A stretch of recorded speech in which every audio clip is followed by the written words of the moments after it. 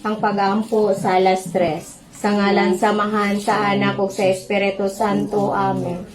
Namatay kay Jesus sa panangtuburan sa kinabuhi. Midagay-day alang sa mga kalag. Ug ang kalauran sa kaluoy naukab alang sa tibuok kalibutan. O tuburan sa kinabuhi, dili masukod nga Diyos nung kaluoy. Lukpa ang tibuok kalibutan ug ibubo ang imong kaugalingon kanamo. O dugo ug tubig nga mibuhagay gikan sa kasing-kasing ni Jesus.